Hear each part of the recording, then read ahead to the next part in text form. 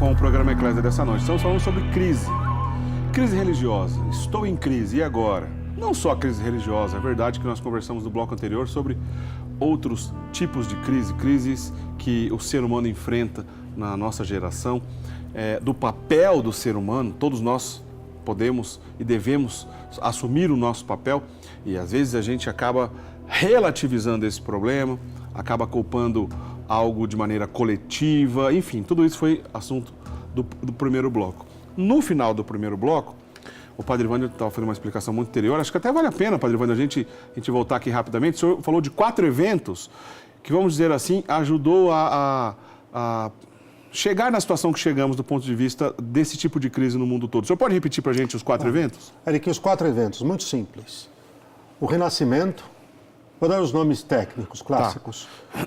O Renascimento, a Reforma Protestante, a Revolução Francesa e a Revolução Comunista, a Revolução Bolchevista. O Renascimento que foi o remorrimento, porque trouxe de volta todo o paganismo que já estava vencido pela luz de Cristo, pelo Evangelho. A Reforma Protestante, que foi o ataque frontal e direto a toda a revelação de Deus, a decomposição na sua gênese de tudo aquilo que Deus revelou, e o ápice da revelação de Deus é o seu Filho. E aqui, Eric, o ápice da revelação de Deus é a Santa Igreja. Qual é o ápice da revelação de Deus? A Santa Igreja Católica, Apostólica, Romana. E aí a Revolução Francesa, que esta é a parábola, para se entender todo o quadro de demolição atual da civilização ocidental, toda a sinuca na qual nós nos metemos, todo o vazio, todo o bate-cabeça, toda a falta de sentido existencial no qual nós estamos, tem que ler a Revolução Francesa, que despejou um ácido pesado nas veias de um racionalismo estéril, arrogante, e com fim nisso tudo que temos, enfim, a Revolução Comunista.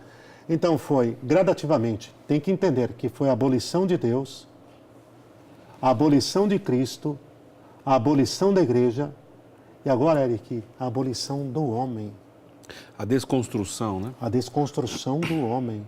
Se assim nós não estamos percebendo isso, aliás, é disto que o Lewis, o excelente C.S. Lewis, excelente, não é, Eric? Sim, bom mesmo. O Clive Staple Lewis, o pai das Crônicas de Nárnia e do mero cristianismo, ou o cristianismo puro e simples.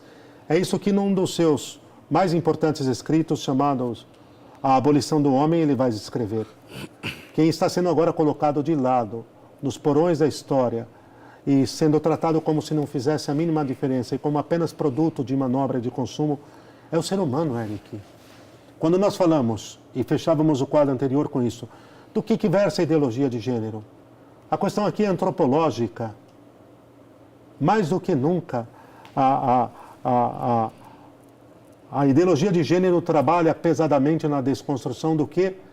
Da compreensão daquilo que seja o ser humano de fato. De fato. Vai muito, muito além do que uma discussão relacionada à sexualidade humana. Mas não há dúvida alguma. Mas não há dúvida alguma. Relacionar a ideologia de gênero com a questão da sexualidade, que sim, repercutirá depois, mas é ser infantil, ingênuo, superficial. No que esse verme carcome, no que ele invade, ele vem devorando? Na concepção daquilo que é o ser humano. O que eu preciso resgatar, não há dúvida alguma agora, e aqui fica um desafio talvez para todos, Eric, para todos nós e para os teólogos essencialmente. A teologia da criação, que deve responder de novo partindo da revelação e da tradição bimilenar da Igreja e de toda a autoridade do magistério. O que é o ser humano? Quem é o ser humano? Para qual fim foi criado? E aí nós vamos ter um trabalhaço pela frente. A própria teologia do corpo de São João Paulo II, que tem no Amor e Responsabilidade de Karol Wojtyła lá as suas raízes, ela é todo um tratado sobre a afetividade, a sexualidade humana? Não. Ela é um tratado sobre o ser humano, todo, total, no qual também está presente a sua dimensão sexual, a sua sexualidade. Aliás, Padre Wander, eu quero só abrir um parênteses aqui. Os nossos telespectadores já estão acostumados, né? Todos os nossos programas que são exibidos aqui na Rede Século XXI, você pode assistir depois no site do programa Eclésia. É o portal da Rede Século XXI, rs21.com.br/eclésia. Lá no portal da Rede Século XXI, justamente na página do programa Eclésia, tem um programa inteiro aqui sobre esse tema ideologia de gênero, que fizemos há pouco tempo com o padre José Eduardo, né, que é estudioso desse assunto, inclusive. Então, para aprofundar essas questões que são interessantes, mas para a gente não fugir tanto do tema aqui, visite então a nossa página, tá certo? E assista esse programa com o padre José Eduardo de Oliveira e Silva, lá da Diocese de Osasco, que foi uma conversa muito interessante sobre esse tema ideologia de gênero. Não deixe de assistir. Padre Wander, disse que perguntaria ao senhor anteriormente, faço então essa pergunta agora. Uma pessoa que está nos assistindo agora, puxa vida, né, diante de tantos desafios, dentro e fora da igreja, diante de tantos problemas que a nossa geração enfrenta, a pessoa pode estar pensando, mas eu estou vivendo uma crise religiosa. Nós conseguimos definir o que é uma crise religiosa, primeiramente pensando sobre isso? O que uma crise tem que ter para ser uma crise religiosa? Ok. Eric, a crise, se é a crisis, né, do grego, a passagem, né, aí de uma realidade a outra, às vezes é um momento, e pode pegar qualquer um. Um grande designativo, um grande termômetro de uma potencial crise religiosa, de crise de fé, no momento, por exemplo, é o abandono da oração. É sintoma. É o abandono da vida sacramental, abandono da vida concreta de fé, num primeiro momento, mas não decisivo. Num primeiro momento, a crise é só a crise, mas pode se levar a um grau, pode se levar a um quadro dramático e mais grave, que aí é mesmo a apostasia, o abandono. E Deus nos livre disso. Que a crise não tome a crise como uma enfermidade, e é uma enfermidade num determinado momento, como um quadro de enfermidade num determinado momento, Eric, que tem que ser enfrentada com os remédios adequados, porque se não vencida, vai levar à morte daquele organismo, vai levar ao seu quadro último, que é a sua falência e a sua morte. Como é que se enfrenta a crise nesse sentido? Primeiro tem que pedir, sofrendo, tem que buscar os remédios, não abdicar, não deixar de lutar e pedir muito a Deus que se supere e se vença. Eu atendi, muitas pessoas, muitas, nos 18 anos de ministério sacerdotal, que disseram, Padre, eu estou numa crise enorme, mas estou buscando. Depois, que São Pedro aconselhava? Estejais prontos a dar as razões da sua fé. Eu não entendo isso nesse momento. Por que se ensina isso? Por que é assim? Aí talvez a gente pode acrescentar aqui uma outra questão, talvez o entendimento das diferenças entre dúvida de fé e dificuldade de fé? Eric, dúvida de fé e dificuldade de fé. Tá, vamos tentar ser um pouco práticos. Tá. No fim das contas vão dar no mesmo. Tá bom. Tá? Eu posso ter dificuldade em relação a um tema. No começo é uma dificuldade em relação a entendê-lo e depois vai se transformar numa dúvida. Pode começar sendo uma dificuldade. Eu não entendo muito bem. O que é o dogma da Santíssima Trindade? Um só Deus no mistério de 3 pessoas. Eu tenho dificuldade em compreender. Isso, se não enfrentado adequadamente, pode desembocar o quê? Na dúvida. De que, de fato, as 3 pessoas existam num só Deus, ou o que é pior, na própria existência de Deus. Se bem que aqui para nós o que é pior, não. Eu vou acentuar, é uma coisa só. Certo. Né? Ao duvidar das 3 pessoas, ao duvidar de qualquer uma delas, eu estou duvidando da existência de Deus, porque ou é tudo ou é nada. Não tem meio termo. Nesta matéria não há como, por Deus, ou eu creio na revelação plena de Deus, ou não creio, mas guardando aqui um parêntese, ok? Tá. Se a dúvida não é enfrentada, a dificuldade, não é enfrentada, não vai se enfrentar a dúvida e vai se terminar depois de um quadro deplorável. Inclusive pecaminoso? Pode haver uma primeira parte sem culpa, Eric, por limitação, e uma segunda culposa. Uma primeira é quando surge, e pode estar o que aconteceu com o sacerdote, um exemplo muito concreto, o sacerdote que celebrava a Santa Missa quando se deu o milagre de Lanciano. Havia ali uma dificuldade. Uma dificuldade em crer. Uma dificuldade ainda, não era nem no sentido estrito, talvez, a dúvida de que Jesus estivesse presente na Eucaristia, mas a dificuldade em entender o mistério da transubstanciação. Como uma matéria pode passar a ser outra. Como pode haver a mudança da substância do pão na substância para a substância da carne, da substância do vinho para a substância do sangue de nosso Salvador. E como é isso? E olha, e tinha estudado, mas tinha dificuldades. E aí, essa dificuldade foi degenerando, foi se degenerando gradativamente numa potencial dúvida. Certo. O que acontece? Ele enfrenta com simplicidade, com humildade, com firmeza, com decisão e pede. Por isso que a primeira coisa, Eric, é pedir a graça da sanação. É pedir a luz do Espírito Santo. Nós não somos racionalistas. Não vai se resolver isso de forma naturalista. Tampouco também eu posso ler todos os livros, estudar todos os escritos. Se Deus não me der a graça e a luz do entendimento, não vai penetrar nada, porque o coração vai estar endurecido, a inteligência vai estar endurecida. O coração enquanto a sede das decisões. O que acontece aqui firmemente, Eric? Ele começou a pedir. E como Deus veio em seu socorro, tirou o véu. Naquele momento quis que ficasse assim para ele como testemunho para o mundo diante dos ataques que o Santíssimo Sacramento sofreria. Já vinha sofrendo e sofreria. O que aconteceu em Lanciano não é diferente de nada do que acontece em todos os altares do aspecto do ponto de vista essencial. O mesmo em todo e qualquer altar. O pão se mudou no Santíssimo Corpo, o vinho se mudou no preciosíssimo sangue. O que Deus fez foi tirar os véus, Eric.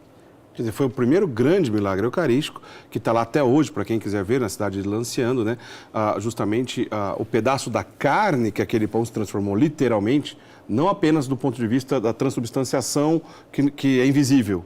Que a gente Deus tirou os véus, né? Tirou o véu, é bonita essa expressão. Cima, porque nós vemos carne e coágulos de sangue que estão lá até hoje, né? Bem-aventurados os que creem sem ter visto. Vale lembrar que a gente está falando de mais de 1.300 anos. Sim, né? sim. Mais de 1.300 anos. Sim, sim. O que acontece especificamente é que é preciso enfrentar as dificuldades e não fugir delas. Não é fugindo, não é se acomodando. Desculpe, acho que aqui que é o denominador, Eric. Não, eu não entendo. Pera lá. Você não entende. Você tem dificuldade em conhecer as propriedades do alimento, da refeição que você acabou de fazer, mas você continua comendo.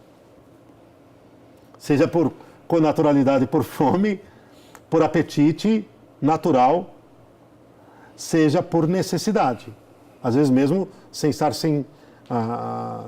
com fome, estando sem fome, você vai se alimentar. O que acontece é que não dá para... Quando é que passa a ser culposo, Eric? Quando você vai conivendo com essa dificuldade. Eu não rezo, eu não peço a graça, eu não busco um novo estudo, um novo documento. Eu tenho dificuldade em entender a Virgem Santíssima, mas eu não fui atrás de uma palavra do catecismo, eu não estudei uma obra de autoridade sobre a matéria, eu não fui atrás de São Tomás, eu não peguei lá a Mãe do Salvador, do Garrigou Lagrange, que trata os dogmas marianos com uma limpidez e uma clareza fulminante. Como é que eu quero superar? Quer dizer, é mais ou menos isso. Eu estou com dificuldades de respirar, Eric. Vamos trazer para exemplos práticos para não ficar abstrato demais? Certo. Eu estou com uma dificuldade enorme de respirar. Mas eu não coloco os remédios para identificar qual a causa dessa dificuldade, eliminar o fator causante e sanar o efeito com os remédios que poriam fim a esse efeito. O caso de uma asma.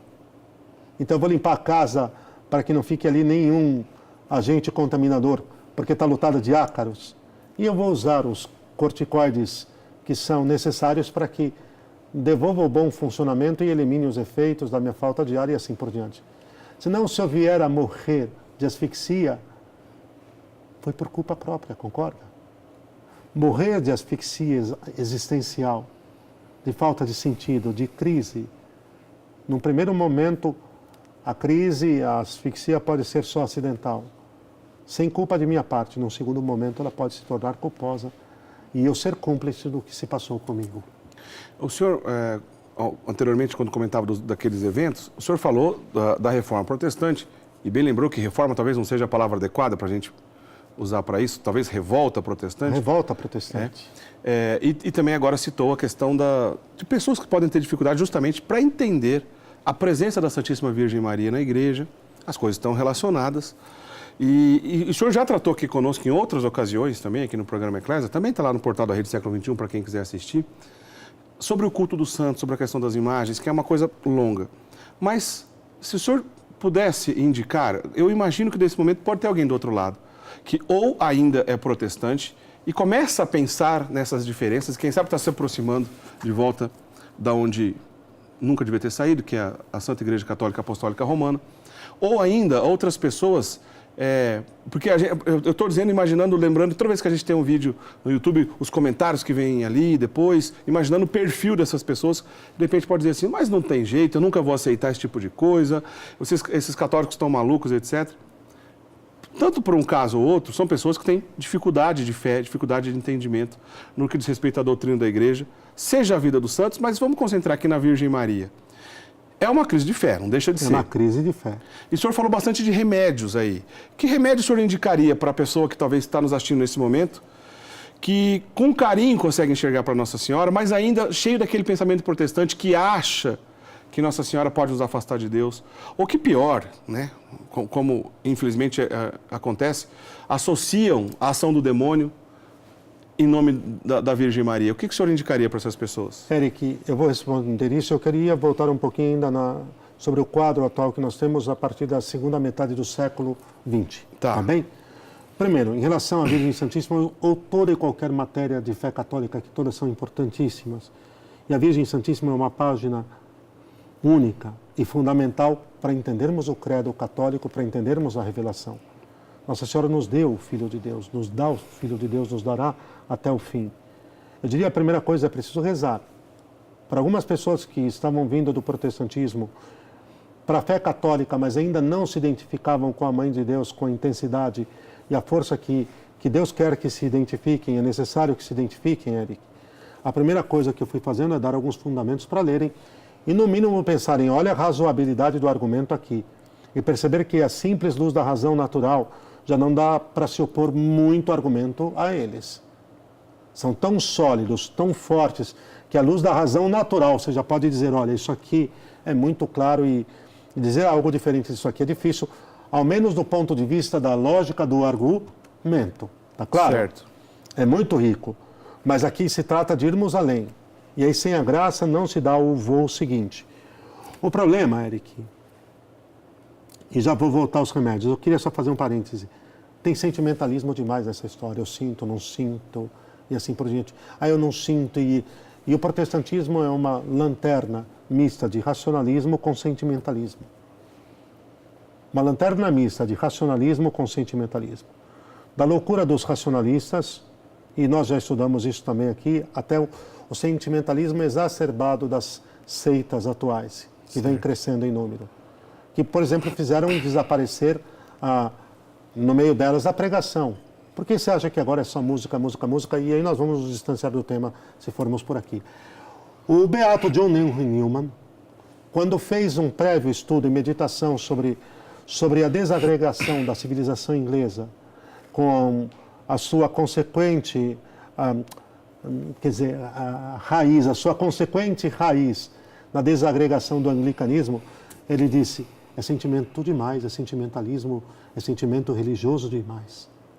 É preciso resgatar as raízes, dar um passo além, ir às fontes, de onde veio tudo isso, e ser sinceros, e buscar mesmo. Então, Eric, o primeiro passo é, coloca bons documentos sobre Nossa Senhora nas mãos dessas pessoas. Olha, da parte do ponto de vista teológico já rasgado, a Mãe do Salvador, do Lagrange, meu Deus do céu.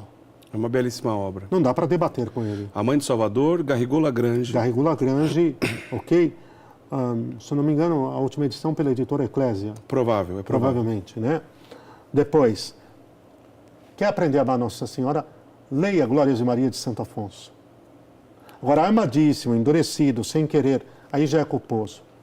Com má vontade, não se vai ali na esquina. Ok? Eu posso te dizer 1000 vezes, Eric, olha, sabe que eu visitei um local que a paisagem é belíssima e vislumbrante. E é estarrecedora. E é um local para você passar um dia descansando. E eu te argumento, e eu mostro fotos. Se a sua vontade estiver corrompida e não estiver um pingo decidida a de fato ir além, dar um passo e entender o que era aquilo que eu estava explicando, não tem o que vai te fazer ir lá naquela paisagem que eu te descrevi. Está claro? Certamente. Né? Não tem. Então não adianta, quer dizer, é lindo, o local é belo, é um local para descansar um dia inteiro, etc. Se você disser, não vou por quê? Porque não vou. Mas não vai por quê? Porque não quero. Mas vamos ao menos conversar. O que aconteceu com o movimento de Oxford foi que quando eles começaram a estudar as raízes cristãs, tiveram que chegar a uma conclusão, primeiro, de honestidade. Que tudo começou com a Igreja Católica, começou com a Igreja Católica. Aí, sob a acusação de que depois o Evangelho foi corrompido pela Igreja Católica, é a segunda parte. A ver pelos frutos, o Evangelho não foi corrompido de maneira nenhuma pela Igreja Católica. Foi guardado, protegido, vivido e transmitido. E na vida dos santos nós o vemos de uma forma decisiva. Ponto. Depois, Eric, coloca bons estudos. Olha o Tratado da Verdadeira Devoção de São Luís Maria Grignon de Montfort. São Bernardo tem páginas belíssimas e São Bernardino de Sena. Esse do Lagrange é para estudar teologia sobre ela. Certo. Ok?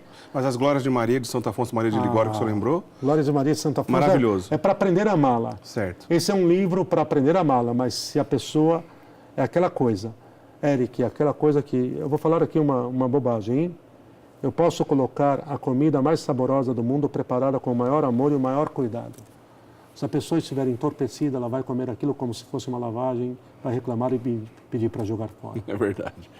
É verdade. Não é? É verdade. Desculpa, eu não quero ofender ninguém, mas desculpa dar um exemplo tão prático. Mas ficou claro a mensagem que o senhor Se a disse. pessoa estiver envenenada... E gostei também que o senhor acabou dando exemplos, citando obras belíssimas, para que quem está nos assistindo já entendeu e pode buscar essas Vai obras. rezar pedindo a graça. Exatamente. Agora, a segunda metade do século XX... Complete, por favor. Isso sim. Nós tivemos eventos como Woodstock, aquele evento do mês de maio em Paris, que foram investidas claríssimas do marxismo já infiltrado na cultura, de uma nova dessacralização do nosso mundo, que, sob o pretexto de emancipar a mulher, de emancipar a sexualidade, colocaram todos os explosivos que poderiam se colocar, Eric, no alicerce exatamente daquilo que por essência nós somos, o ser humano e o que disso deriva. Por quê? Passaram a pressupor, a dar a entender que cada um faz o que quer. E quem te disser que você não pode fazer aquilo que você quer fazer é que está errado, não você. E se a coisa é nesse patamar, tanto que temos alguns exemplos que nem sequer vamos citar aqui, mas quando a partir do momento em que eu passo a viver desta maneira, eu vou passar por cima. Eu vou passar por cima de muita gente e fatalmente vou causar um mal muito grande. Porque um pouco daquilo, se não me engano, do Hobbes, não? O Thomas Hobbes. O homem à medida do homem. Hobbes dizia que o homem é o lobo do homem. No fundo era isso, não? Mas a teoria de Plutarco, aí sim, o homem como a medida do homem, não é possível, porque tem uma verdade que é antecedente a ele. Se o homem é a medida de si mesmo, ele decreta que ninguém mais pode respirar, o que nós vamos fazer com isso? Quer dizer que a partir do momento em que você decretou que ninguém mais pode respirar, o respirar deixa de ser essencial à sustentação da vida humana? É disso que nós estamos falando. É preciso ser muito lúcido nessas coisas. O homem não é a medida do homem. E nunca o será. Padre Wander, a gente tem pouquíssimo tempo, mas eu ainda vou arriscar fazer essa pergunta antes do senhor nos dar a bênção. Em meio a esse exemplo que o senhor disse da segunda metade do século XX, especialmente a década de 60 e todos... A Revolução Cultural, a Revolução Sexual, todos... E o que desdobrou daí. O Concílio Vaticano II foi uma resposta e um auxílio de Deus justamente para esse período conturbado? Mas não há dúvida alguma. Não há dúvida alguma. O Concílio Vaticano II traz todos os remédios para curar esta civilização que vai se tornar enfermiça no limite. Dizer que o Vaticano II foi conivente com o mundo atual e a sua derrocada é, no mínimo, ou não conhecer o Vaticano II ou estar sendo desonesto, a partir de uma série de realmente de conceitos prévios, sem base nenhuma, Eric. Que bonito. Aliás, eu gosto muito quando o senhor toca no assunto do Concílio Vaticano II, e o senhor já fez isso em outras ocasiões, e a gente ainda volta nesse assunto em outras oportunidades. Porque o nosso tempo agora, infelizmente, está acabando, a gente não tem mais. Pedir para o senhor encerrar, por gentileza, nos dando a bênção. Eric, eu vou dar a bênção, terminando com uma reflexão para todos. A pergunta é: quem é o Senhor da minha vida? É a resposta a esta pergunta que vai responder a toda e qualquer crise existencial, a toda e qualquer crise de qualquer ordem que seja. Quem manda na minha vida? Posso deixar essa pergunta? Muito boa. É ela. Ok? Tá certo. Abençoe-vos, Deus eterno e todo-poderoso, Pai, Filho e Espírito Santo. Amém. Amém. Muito bem, Padre Wander. Aliás, Santo Inácio de Loyola, né, dizia que em tempos de crise não devemos tomar decisões complicadas, difíceis, ou seja, aquelas decisões que vão certamente mudar o rumo das coisas. Mas isso é um convite, né, lembrando de Santo Inácio, justamente para a gente enfrentar essas crises. Gostei muito que o senhor deixou essa pergunta no ar, né? Quem é o Senhor da tua vida, né? Para quem que você realmente está gastando tempo? Para o quê ou quem você está gastando tempo? Isso nos encoraja a ir além. Padre Wander, muito obrigado pela sua presença mais uma vez. Sempre quando o senhor vem aqui é muito legal, muito bacana. Espero que o senhor volte em outras oportunidades. O senhor já disse aqui, mas não custa nada lembrar, porque de vez em quando alguém pergunta. O senhor é pároco da paróquia Verbo Divino. Sou pároco da paróquia Verbo Divino da Diocese de Santo Amaro. E se me permite, Eric, nós temos uma associação cultural também que fomentamos a difusão da fé, chamada Associação Cultural da Bar. É uma associação ligada à paróquia? Ela tem vida própria. Certo. Mas, de qualquer maneira, os cooperadores, os presidentes são membros da paróquia também. Dabar. Dabar. A palavra de Deus em hebraico. Dabar. Se procurar nas redes sociais, no Facebook... Associação Cultural Dabar. Essa associação promove o quê? Estudos? Como é que Estudos, funciona? formação católica de primeira. Que legal.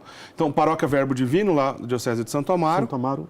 E Associação da Bar. Associação Cultural da Bar. Obrigado. Tá vendo, gente? Vocês sempre perguntam assim, onde que eu encontro o Padre Wander? Tá explicado, então. Associação da Bar e Paróquia Verbo Divino, Diocese de Santo Amaro. Mais uma vez, muito obrigado, Padre Wander.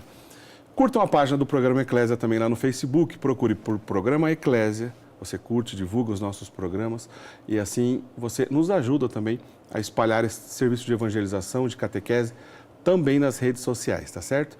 Na semana que vem a gente se encontra para mais um programa de catequese, mais um programa interessante sobre a doutrina da igreja, se Deus quiser. Até lá, tchau, tchau.